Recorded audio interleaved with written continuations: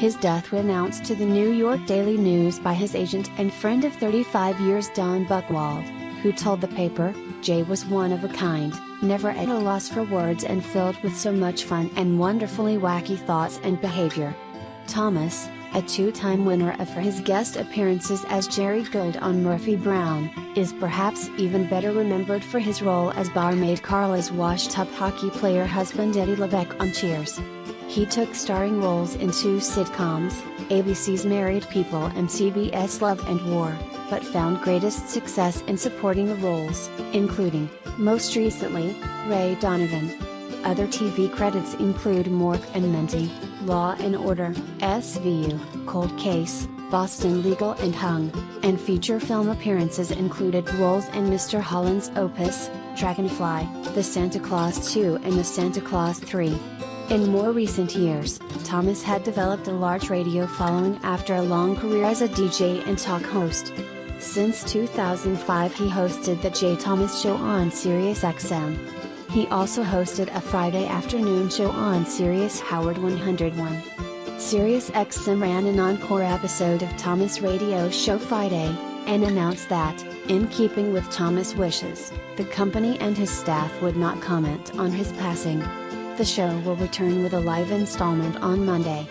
It was Thomas' youthful radio days that led to what Letterman often called the greatest talk show story ever. Each year on The Late Show with David Letterman Christmas episode, Thomas would drop by to tell the story of how, as a young, stone drop DJ, he and a co-worker squired an aging Clayton Moore, star of the classic radio and TV series The Lone Ranger, from a publicity event, only to get in a minor auto accident. The punchline coming when Moore, in full Ranger garb, emerged from Thomas' backseat to put the angry driver of the other vehicle in his place. Watch 2014 Letterman appearance above. The Holiday Visit, a tradition that began in 1998 and continued until Letterman's retirement from the show in 2015, would always end with Thomas and Letterman competing to see who could knock off a treetop meatball with a football. Thomas usually, but now always, won. He missed one holiday show entirely when, in 2013, he was recuperating from throat surgery. Tennis star John McEnroe took his place, doing his best to tell the Lone Ranger story exactly as Thomas had so often told it.